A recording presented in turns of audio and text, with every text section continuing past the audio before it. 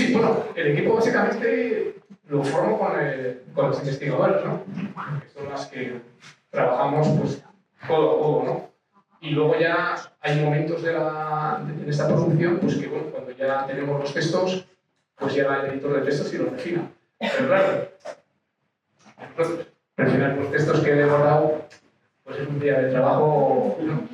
Y luego, pues sí, el equipo de diseño revisa que la tipografía está bien, pero bueno, también ya está diseñado, hay que construir el estilo. Entonces hay como chequeos, pero en cierto modo hay muchos que son más oficiales. Es diferente con animaciones.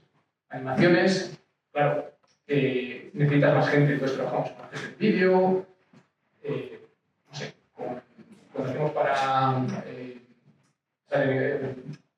social media, para eso, para TikTok o para Instagram o lo que sea, pues trabajamos con el equipo de vídeo, entonces ahí interviene más gente, ¿no? Pero, por ejemplo, hay veces que los modelos que yo hago a veces los ilumino yo, putremente, ¿no? O sea, con lo que yo, y a veces si quiero algo un poquito mejor, pues hablo con los fotógrafos de National Geographic y ellos me lo iluminan, o por ejemplo las animaciones también, ¿no? Ellos nos ayudan a iluminar. Entonces, en animaciones es posiblemente donde el equipo sea un poquito más grande, pero en lo que veis aquí, ahí la investigadora y yo, ahí mano a mano. O sea, es el 95% del trabajo, ¿no? Luego es, ¿verdad? Sí, luego la gente de color revisa que el color esté bien, pero ya hemos hecho nuestra prueba de color también para que, ¿no? O sea, que la investigadora, Patty, Lawson, Amanda, que son las tres investigadoras que hicieron el trabajo, ahí a veces te encuentras pues eso, con los expertos que hablas y igual no te contestan, o no les gusta, o te cambian de opinión, entonces a veces hay pequeños dramas, ¿no? Y entre los dos pues lo sobrellevamos. Pero bueno, en general va bien. ¿Y vais in situ a buscar la información? Sí, hombre. ¿Ahí tenéis presupuestos limitados o no?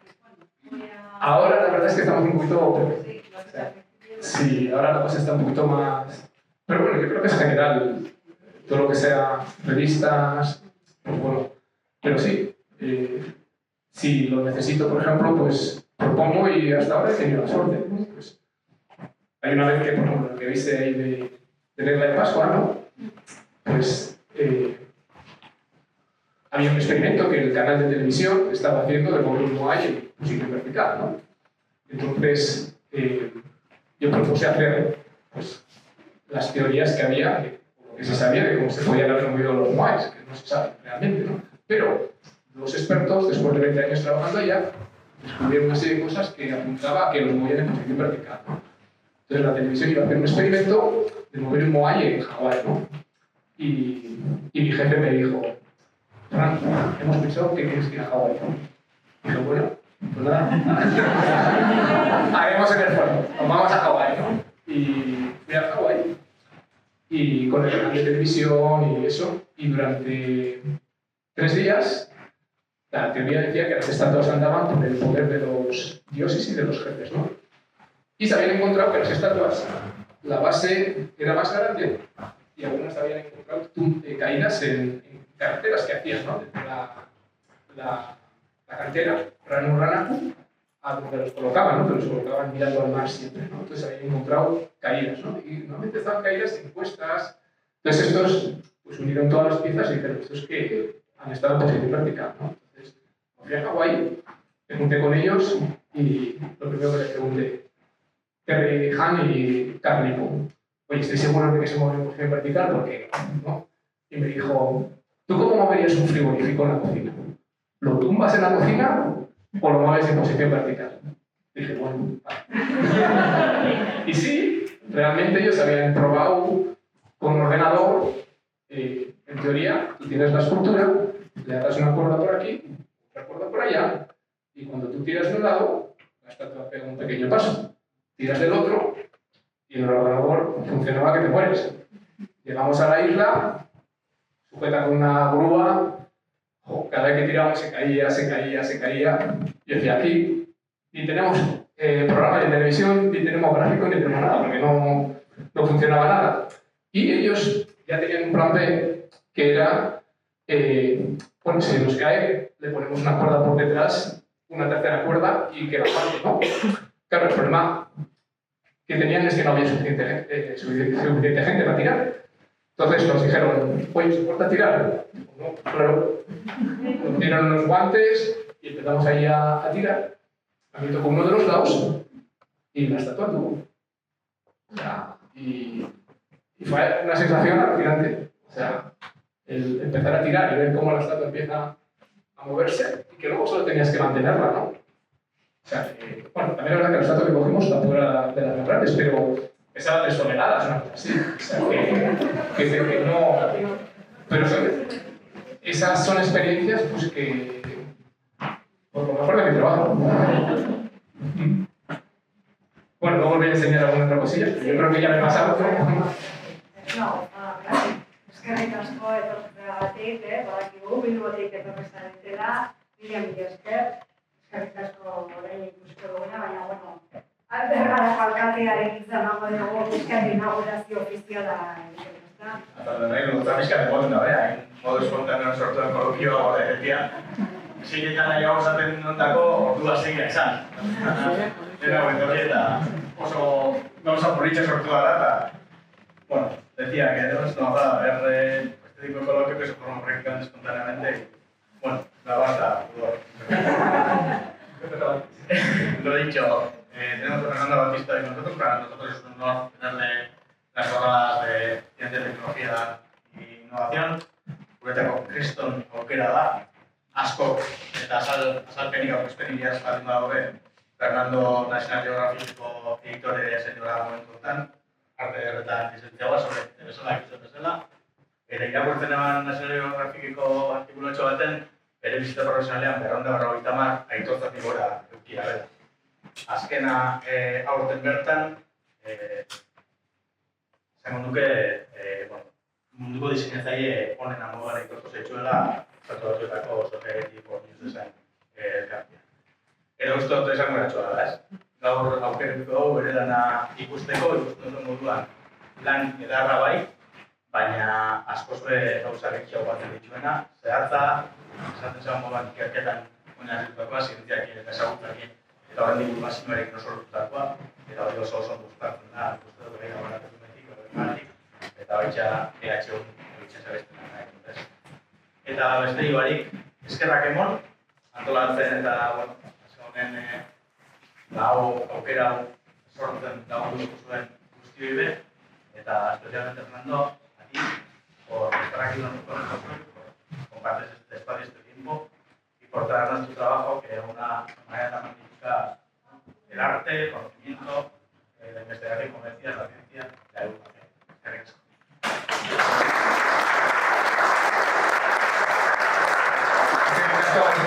Primero por invitarme y bueno, para mí estar aquí pues, es muy especial, ¿no? Bueno, es la primera exhibición que tengo, entonces pues, es especial porque la primera también, ¿no? Pero bueno, espero que os voy a hacer una pequeña presentación, unos 15 minutos, algunas cosas pues no las hemos hablado ya, pero bueno, lo vais a ver y sí, luego al final si queréis me preguntáis o cualquier duda, lo que queráis. Entonces,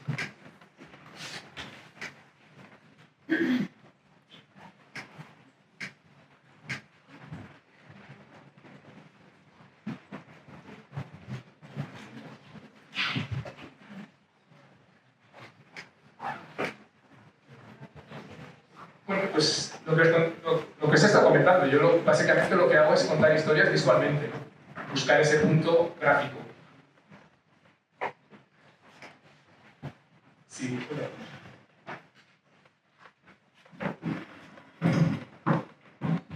este es mi estudio en Washington. Yo empecé a trabajar allá en el año septiembre de 2007, o sea que he hecho 18 años y habré producido pues, unos 150 proyectos, quizás alguno más, ¿no? Ahí veis mi estudio, que es un poco como una leonera. Y bueno, ¿cómo empezó todo? Pues antes cuando les enseñaba la foto me decían, ¿pero es esto? Sí, sí, sí. Este soy yo pues con 8 años y con 17, 18. Y entonces cuando yo era chavalito, pues a mí lo que me gustaba era dibujar y hacer modelos, ¿no? Entonces hacía este tipo de de modelos de Star Wars y, bueno, todavía los tengo en Bilbao, ¿eh? Y luego me gustaba hacer estos modelos. Por ejemplo, cuando vi la película de E.T., pues, joder, yo esculpí. Claro, en aquella época no había internet y nada. Me compré unos cromos para sacar imágenes. Y bueno, también me gustaba hacer ese tipo de duendes y cosas que yo me imaginaba. Y así se me pasaba el tiempo.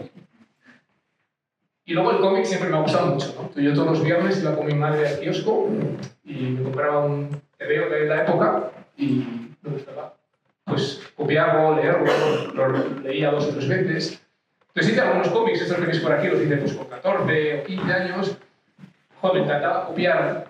Claro, porque yo veía que dibujaban también, yo decía, yo nunca voy a dibujar también. Entonces copiaba las de Tarzán, ¿no? De Pullman Howard.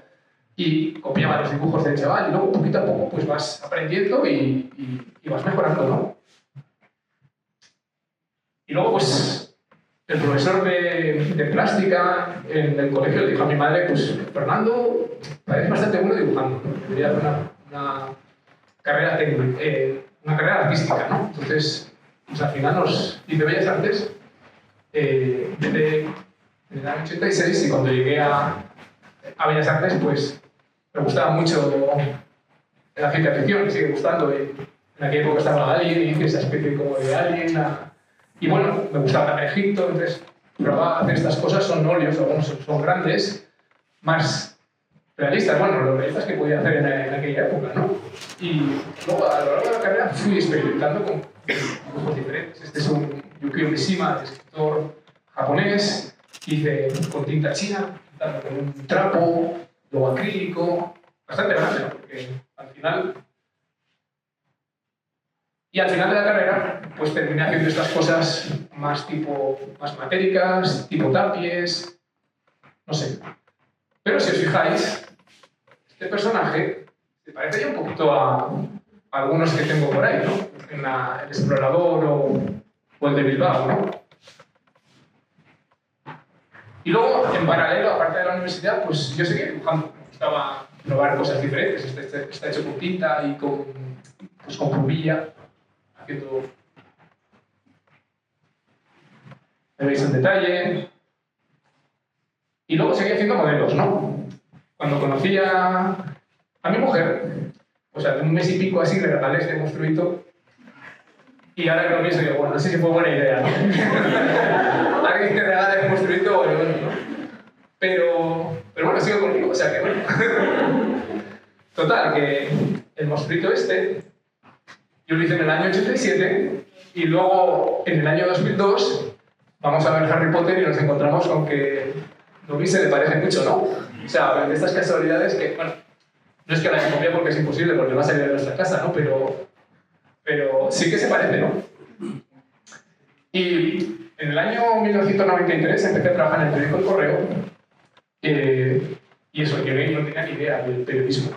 Esto de Bellas Artes, quería dibujar y bueno, ahí aprendí un poco lo que es la parte periodística, ¿no? De investigar, de contar historias, iba a veces a reuniones de prensa, pues esa parte, ¿no?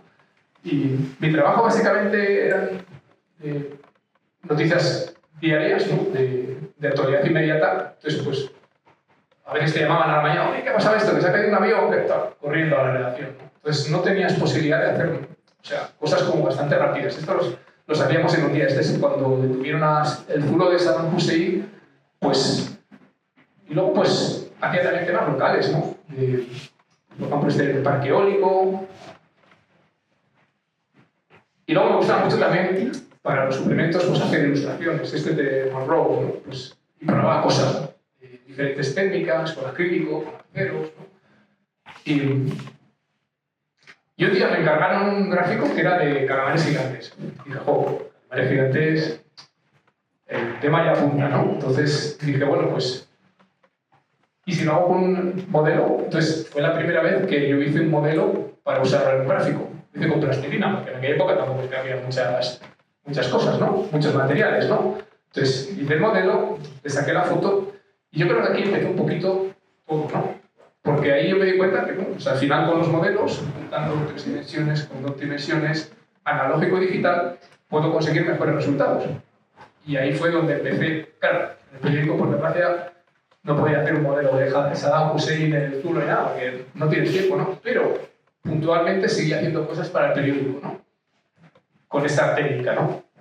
Y luego ya cuando empecé en National Geographic, este es uno que he hecho de los pulpos, pues claro, es que tienes el modelo, lo iluminas, a veces los pinto y no sonarán las herramientas, ¿no? Cuando vais al dentista.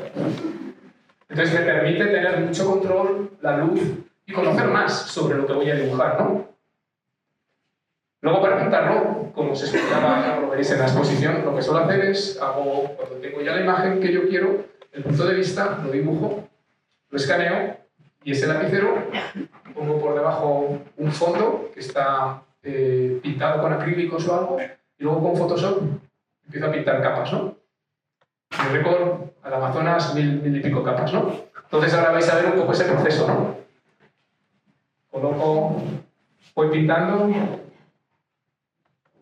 y al final poquito a poco va saliendo el gráfico, ¿no? Estos son elementos de vector, o sea, al final es una combinación de diferentes cosas, ¿no? Y ahí le habéis colocado, pues luego ya con la información encima, ¿no?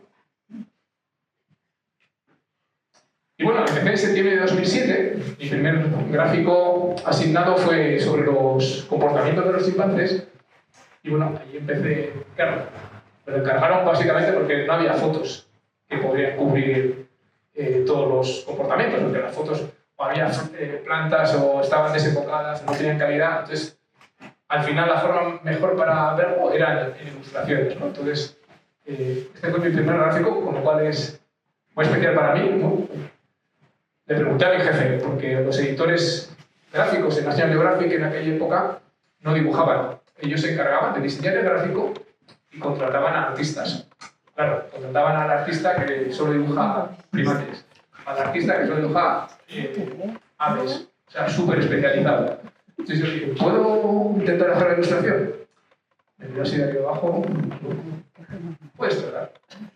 Bueno, yo soy traído y a lo largo de mi carrera he hecho un poquito de todo. He hecho desde arquitectura, la Sagrada Familia, más primates, orangutanes, y casi siempre detrás hay un modelo, ¿no? Que ayuda a conocer más, a iluminar. He planteado muchas historias también, por ejemplo esta de los dientes de sable, es una historia que planteé yo, ¿no? He dibujado muchos animales prehistóricos, por ejemplo este, ¿no? Encontré que resulta que los dientes de sable encontraron uno que pues era más grande de lo normal. Y pues básicamente eran gigantes, pues eran como 2 veces el tamaño de un león, ¿no? Imaginaros encontrarte con algo así, ¿no? O he hecho también sobre los pterodáctilos. Muchas cosas de aves. Me gusta mucho dibujar pájaros, la verdad es que este es sobre las aves del paraíso y explico un poco el árbol genealógico y a qué altura viven. Y he hecho muchas reconstrucciones del pasado. La primera os voy a enseñar ahora que hice fue sobre la reina Hatshepsut, ¿no? Y bueno, cuando planteé hacerlo, luego dije, Juan Fernando, tú nunca has hecho una reconstrucción histórica así. O sea, ¿por qué no? Pero bueno, al final, poquito a poco la fui haciendo, ¿no? Este es uno que planteé sobre los gladiadores. Son 4 páginas de la revista, la evolución de las arenas, donde peleaban los diferentes tipos de gladiadores. Y a veces te encuentras con, bueno, me voy a enrollar un poquito más, con grandes dilemas, como por ejemplo 2 expertos, uno francés y uno inglés. Y la pregunta, ¿cómo agarro el escudo? ¿Así o así? El inglés decía que así, el francés decía que así. Entonces, claro, ¿con cuál me caso, no? ¿Con quién me voy, no? Y al final el inglés tenía más peso, porque tenía más... Y nos vemos con el inglés. Esto le tocó negociarlo a la investigadora, Amanda, ¿no? Pero bueno, al final hay esas grandes historias detrás que dices, bueno, para daros idea del nivel de detalle, ¿no? Y eso siempre jugando mucho con la luz, la atmósfera, con muchas capas de información.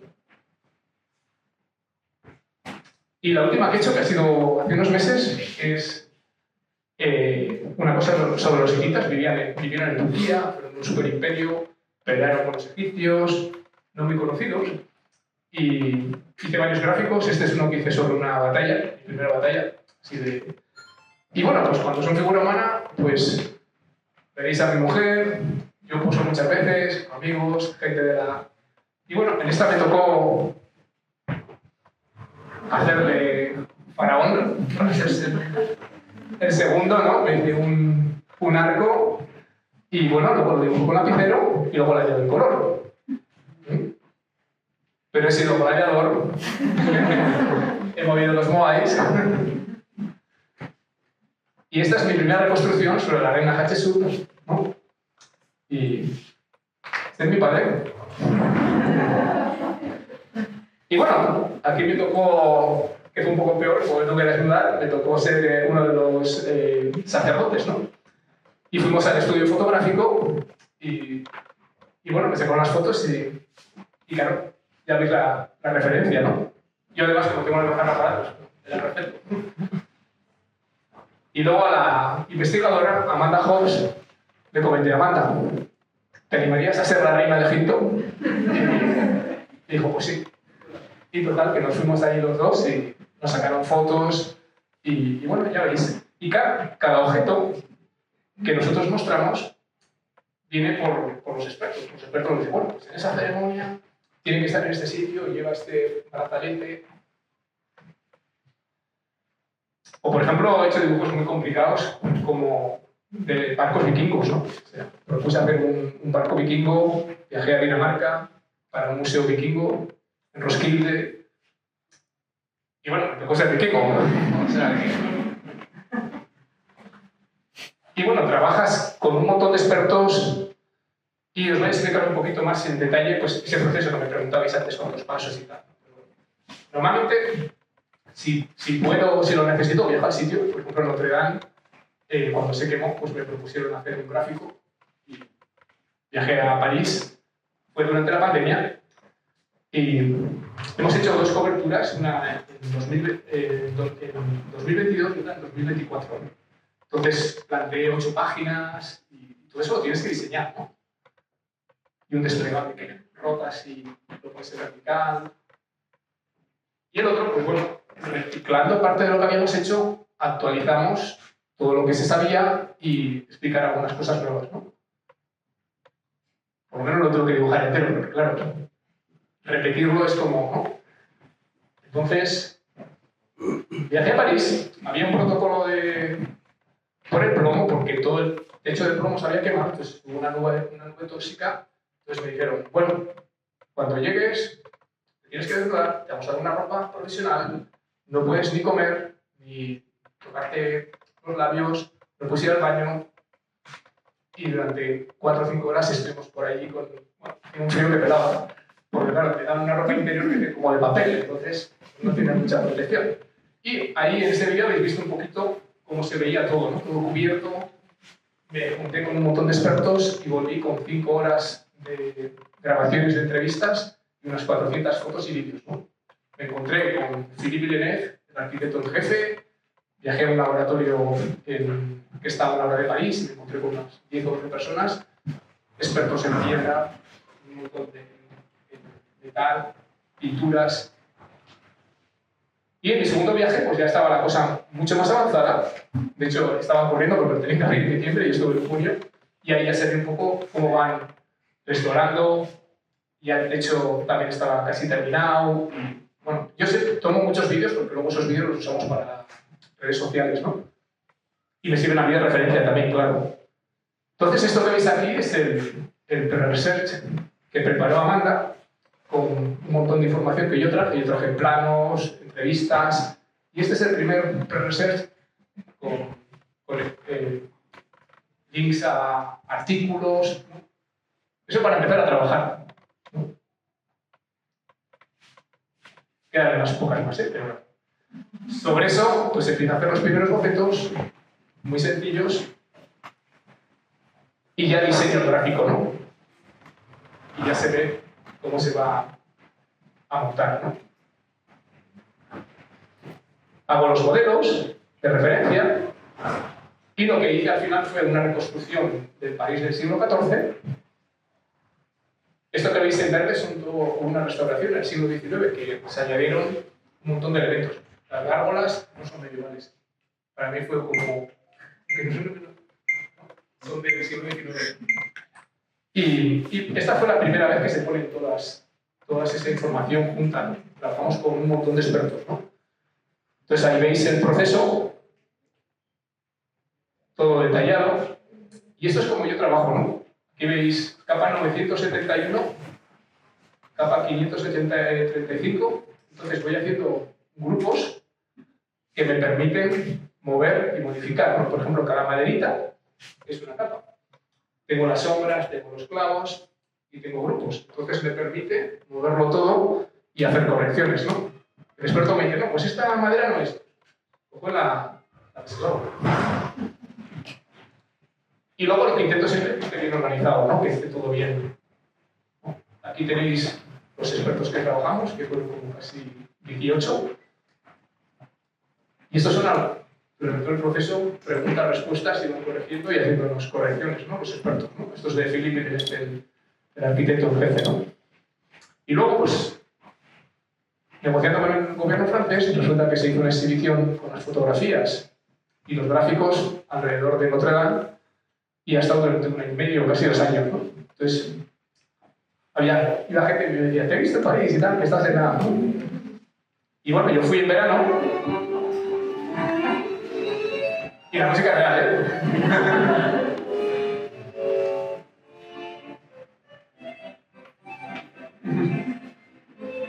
Y bueno, fue muy emocionante ver a la gente, pues cómo interactuaba y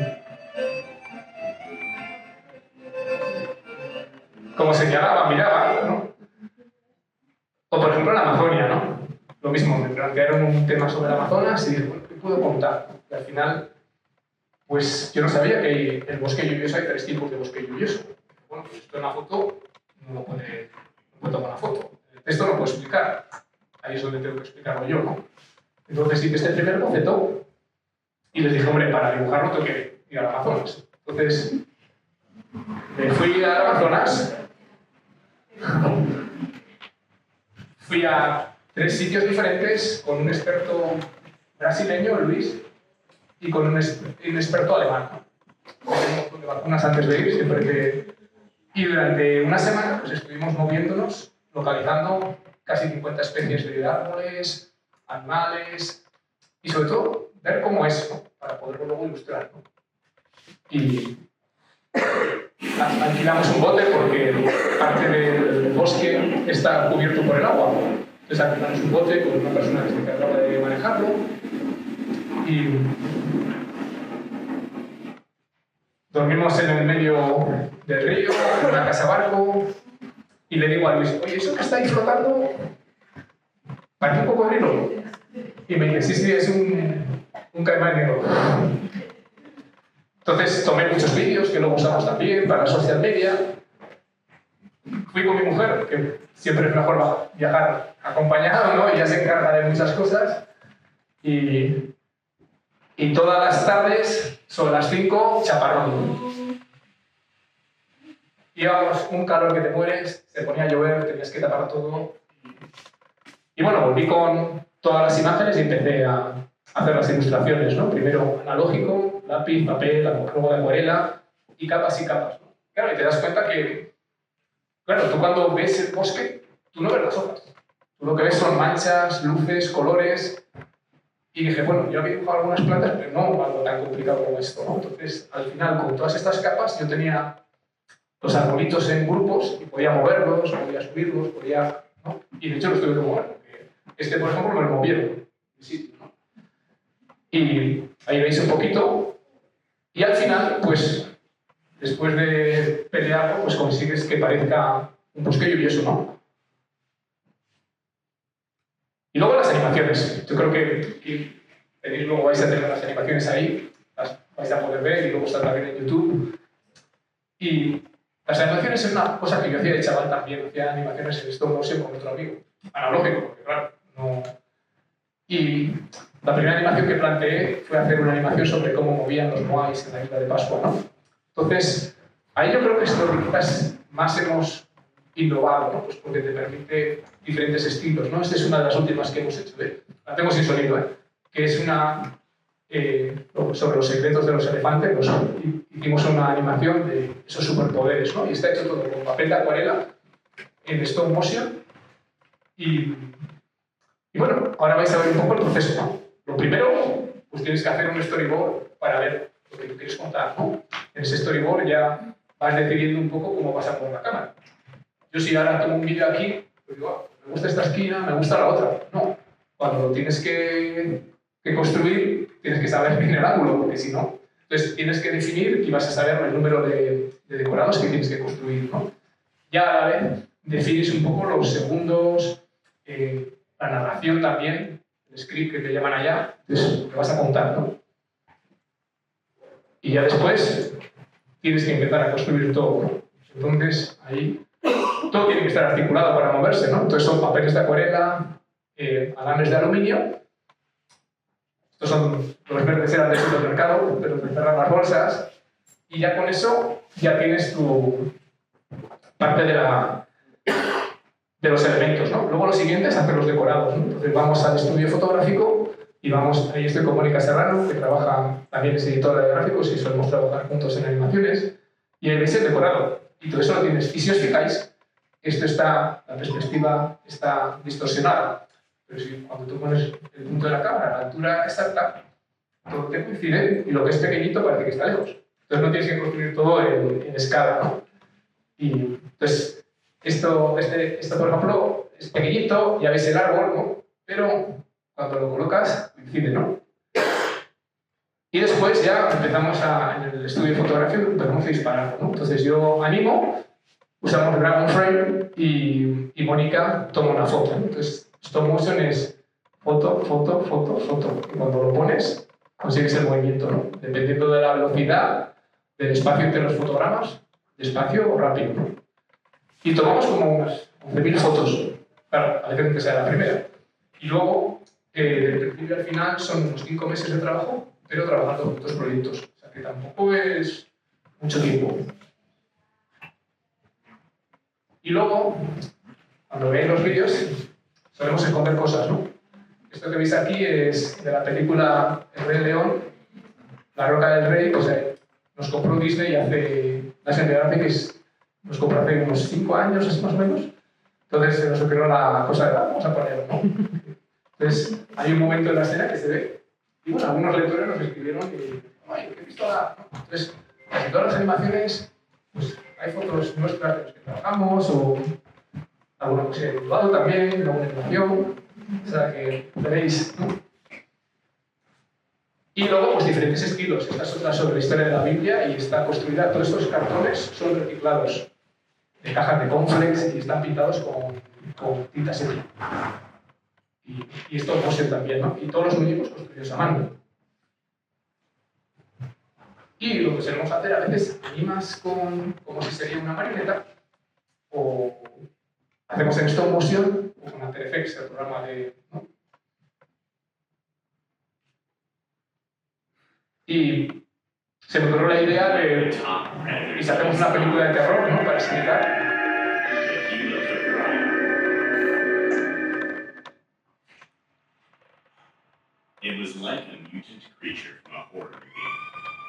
Esta chica Victoria es escritora y trabaja con nosotros. Entonces, esta historia del Helicopterion, que es una especie de tiburón prehistórico, también la vendí yo.